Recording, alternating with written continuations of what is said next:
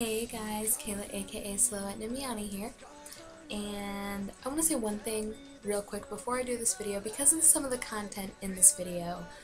The first thing I want to say right away, because I have been asked this before, so I just want to get this out there right now.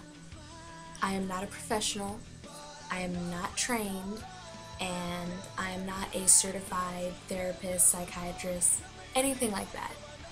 So because I have been asked that before, and because of what goes on in this video, I want to say straight up that I am not a trained professional and I am not claiming to be a trained professional at all. Really, all I do in videos like this is take topics that people give to me that they want to hear me discuss and talk about, and I do a little research and I discuss them here on video and give my opinion on them. And I know all you guys on Koka know that, but I've had people on my yearbook, or Meet Me now as it's changed its name to, and YouTube message and ask me that. So I want to clear that up for all of them, and also I've had some people in Koka bring to my attention that they're concerned that if someone thinks that I am trying to pose as a trained psychiatrist or something like that, that I could get in trouble. Moving on to the discussion now. The topic that I was asked to discuss in this video is self-mutilation, which typically when people think about self-mutilation, they think about cutting, but there are a lot of other forms of self-mutilation too. Some of the other forms of self-mutilation include burning, freezing, hitting, hair pulling, rub rashes, and even tattoos and piercings. If you have an excessive amount of tattoos and piercings, and the main reason that you get them is for the pain, that can also be considered a form of self-mutilation. Now, I'm not trying to say that all piercings and tattoos are self-mutilation. I've got 3 piercings on each ear, and I have a tattoo on my shoulder. All tattoos and piercings are not self-mutilation. It's if you get them repetitively and constantly because you like the pain of it. And of course there are other forms of self-mutilation too, but those are the most common ones and the ones that are most well known. But now I want to talk about some of the myths and misconceptions of self-mutilation and the people who do it. I got a few written down here. Again, there are of course more, but these are some of the most common. One of the myths is that people who self-mutilate are dangerous and unstable. That's not true. Then there are the myths saying that every person who self-mutilates has a mental illness, and that every person who self-mutilates should not be trusted around kids. Neither of those are true. You do not always have to have a mental illness to self-mutilate, and self-mutilation has absolutely nothing to do with how you're going to act around kids at all, so I completely disagree with that one. And there's the very common myth that all self-mutilators want to die, and that is not true. Yes, there are self-mutilators who are suicidal, but that does not mean that every single self-mutilator is suicidal, and it does not mean that every act of self-mutilation is a suicide attempt. And along with that, it is not true that all self-mutilators do it just because they want attention. Yeah, there are some, they're gonna do it and flaunt it and be like, ooh, look at me, give me attention, feel sorry for me for whatever reason. But most people who self-mutilate, they're embarrassed or ashamed or shy or something else to where they want to keep it to themselves, they want to keep it private, they hide it with long sleeves or cover wherever it may be on their body, and they just want to keep it to themselves as a personal thing. Like that, I would always wear long sleeves, or I'd fold up a bandana and tie it around my wrist and use that to cover it so no one would know. So no, it's not always, hey, look at me, look what I did, and feel sorry for me. Then there are the people who want to sit there and say that anyone who self-mutilates is weak. And that's not true either. Self-mutilation is not a sign of weakness. And also it is not true that self-mutilators are always depressed. Of course, self-mutilation usually comes from being depressed, but it could be from momentary depression, something happening that makes you depressed. It does not mean that you are always depressed. It means that something happened to make you depressed at that time. One of the earlier myths I mentioned had to do with not all people who self-mutilate are suicidal and want to die. And some of the other reasons for that, first, what I'm going to talk about is apathy. And if you don't know what apathy is, it's basically the emotion of having no emotion. And it is one of the worst experiences to have, because you're not happy, you're not sad, you literally have no emotion at all. You barely even think. You're just numb. That's all it is. It's just emotionally and physically you're just numb. And some people turn to self-mutilation as a way to reassure that they can feel again, or because they're so sick of not feeling any emotion, they want to feel something, so they bring the pain as a substitute for emotion. Another reason that people can turn to self-mutilation is whatever happens to them makes them angry, stressed, sad, whatever. They want a distraction from it. And pain, when I hurt, I really don't think about anything except for the pain that's going on. Like, if I step on a rock or something, I'm not like, oh wow, that flower's pretty, you know. I'm thinking, ow, my frickin' foot hurts, right? So, a lot of times, they'll turn to self-mutilation to stop thinking about whatever it is that's bothering them. Sometimes during depression, you feel like you're not in control of anything. And some people use self-mutilation as a way to feel like they're in control of something. Like, I'm in control, I choose how deep, how long, how severe, how many, when it happens, whatever. It's like a way for them to feel like they're actually in control of something and they're the ones making the choices, because no one else can make those choices for them. Another thing that sometimes can cause it is some families, some parents, some teachers will teach kids, because, you know, they were raised this way too, and they will end up raising kids not really knowing how to deal with their emotions, telling them to bottle them up, don't show them, emotions make you weak, or whatever, and that can result in not knowing how to deal with your emotions, and your emotions being confusing to you. And you can end up with the feeling of, I hurt so much but I don't know why and it doesn't make sense. And in a way, some people learn how to cope with it through self-mutilation as a way to take the pain they feel on the inside and visualize it physically and know that it's actually really there and it's actually happening. Another thing for self-mutilation, this is where the hitting yourself in the hair pulling can really come in. The other ones too, but this is the only one where I really see fit for that. Punish yourself. Something you did, a lie you told, a thought you had that you know is wrong, and you feel guilty for it, and you want to punish yourself for it. And again, goes along with not really knowing how to deal with your emotions, and it's the only thing that you really know how to turn to. And sometimes, yes, not necessarily flaunt it for attention, but it can be a cry for help, hoping someone will notice and someone will care and try to figure out what's wrong with you. Like, you're afraid to ask for help, but you want it, so you're hoping that this will catch someone's eye and get someone to come and take care of you and help you and make you better. Some of the results for self-mutilation can be, it can give you a really big adrenaline rush, and it goes along with the distracting you from whatever's wrong, and it can soothe you. Sometimes it can help you stop crying because you stop thinking about whatever the problem is. It does make you feel in control, gives you a bit of a sense of power.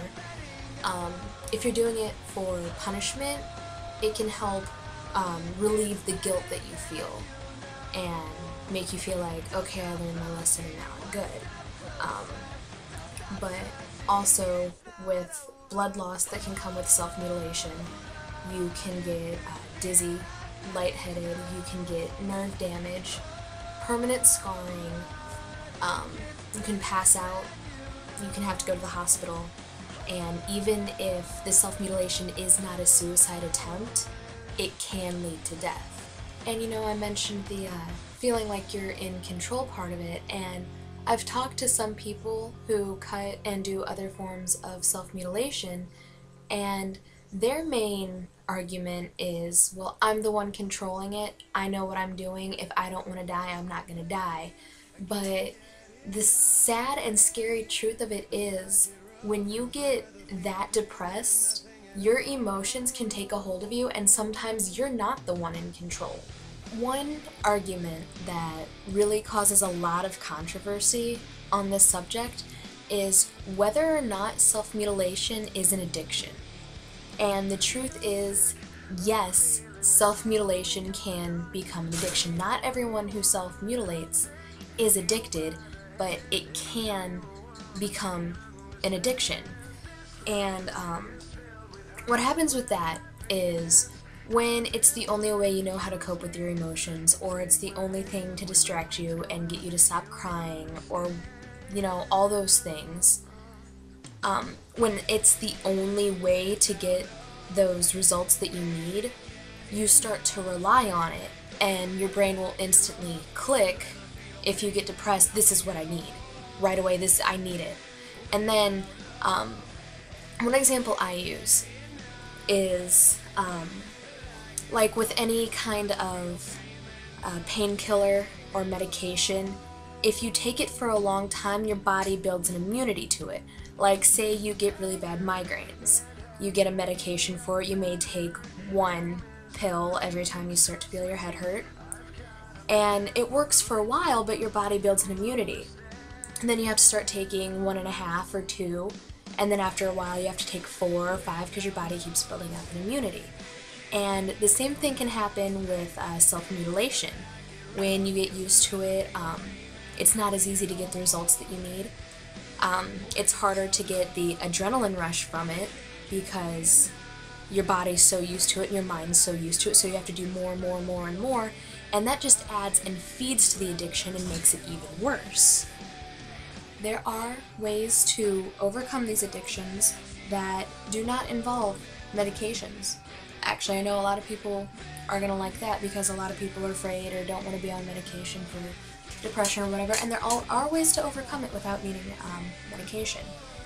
And these first 2 steps that I'm going to say, you can do these 2 steps either way, but I'm going to say it in the way that I've done it and in the way that I would recommend.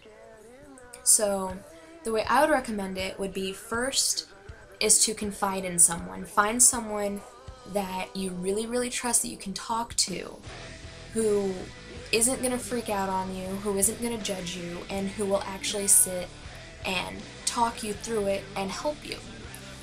And then what you need to do is you need to figure out what your triggers are. Like, what is it that happens that makes you want to self-mutilate? Is it when one of your parents or one of your friends says something? Is it when you get a certain thought in your head? Is it a certain time of the day? You know, what is it that causes the feeling of, I need to do this? And those 2 you can do either way. You can either figure it out on your own and then confide in someone and say, hey, this is my problem.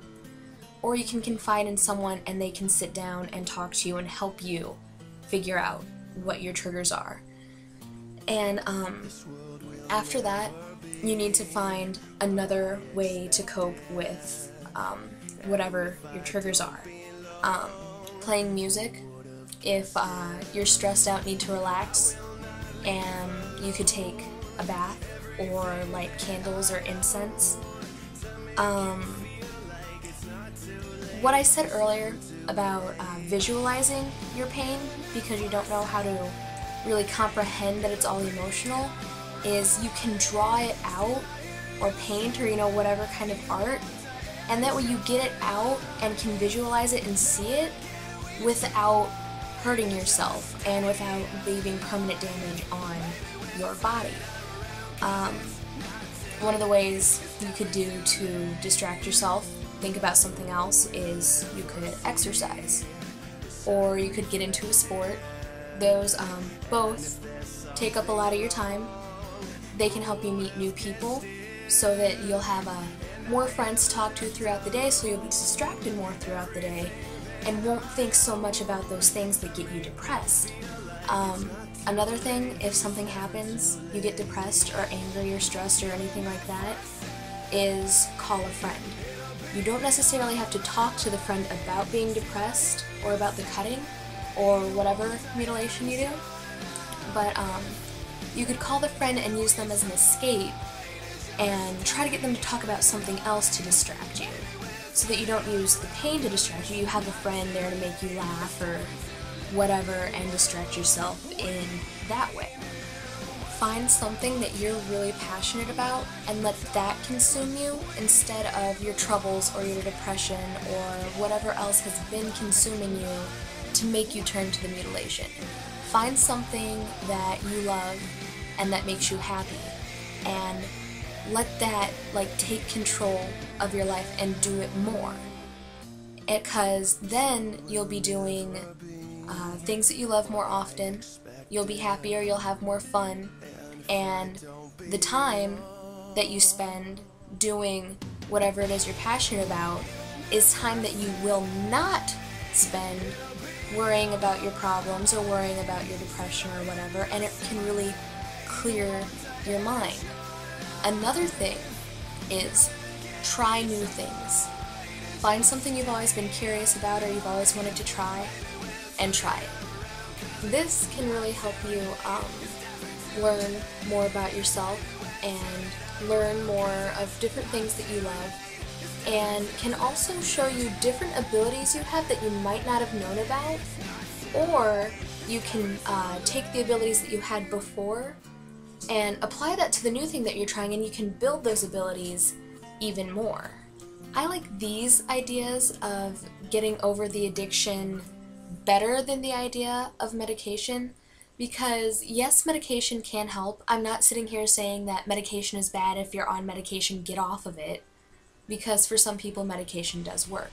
But in my opinion, when you use these ideas or whatever ideas that you come up with on your own, and you get over the addiction, you can have that sense of pride for, one, you helped yourself instead of just taking a pill that will just, make you better and you're fine. You actually worked through it, and you can have that sense of pride because you proved that you're strong, and you're strong enough to do it on your own or do it with friends without some foreign thing coming in and affecting your body and affecting your brain. And it can really, again, like I mentioned earlier, really help expand your abilities and learn more about yourself, and you can have a sense of pride in that as well. And overcoming the addiction this way is a lot more gratifying and a lot more self-pleasing than just taking a medication to get over it. Now I want to take a few minutes and talk about what you should do if someone comes to you and asks for help with depression or self-mutilation. For someone who's never been depressed or never had a problem with self-mutilation before, you might not know how to handle a situation like this, and you might not know how to react when your friend comes and tells you this or asks for your help or your opinion. One of the most important things to remember is when people are really depressed or really scared, they don't want to talk to a lot of people. You need to remember that you might be the only person that they trust enough to go to. So don't do something that's going to scare them off and make them feel even more alone. Don't get mad at them, and don't yell at them. Sometimes when people self-mutilate, it's because they feel like they did something wrong. If you yell at them or try to punish them, or one thing, I had one friend would take my arm and slap my wrist right where it was to try to discourage me from doing that. All that does is hurt your self-esteem even more and make you feel like your friend doesn't understand you. So the biggest thing you need to do is you need to stay calm and not be mad at them. They went to you because you make them feel safe. So don't do something that's going to scare them away. Talk to them, comfort them, be understanding, and make them feel safe because that's what they want from you. Don't yell at them. Don't give them ultimatums. Don't say, you're going to quit or I'm not going to be your friend anymore, because that's just going to show them that you don't really care enough to work with them through this problem to help them and make them better. And you never really know how alone or how lost they're feeling, and you don't want to do something like that to make them feel even more lost, because honestly, for all you know, you could be their last resort and you could be all that's left. You literally, one single person, could be the only thing that's helping them hold on right now. And if you turn your back on them, that could be it. Because until you sit down and try to understand it with them and talk to them and try to help them, you're not going to know how bad they are. So your job as the best friend, you probably know them more than anyone else if they trust you enough to go to you with this problem. So knowing them and knowing the kind of things they like and knowing the kind of things that bother them, you need to, one, help find them other ways to cope with their problems, like some of the ideas I gave earlier, like the music or the art or exercise or whatever it is that they might be into. Encourage them to do more of that and encourage them to find a way to use that as an outlet. But you also need to learn about what's wrong with them and talk to them and help them find out exactly what it is, find their triggers, so that they can tackle that and fix that in whatever way they need to. You always need to talk calmly to them. Don't act like you're mad at them, because again, that's going to scare them away. They don't want you to be mad, they want you to care.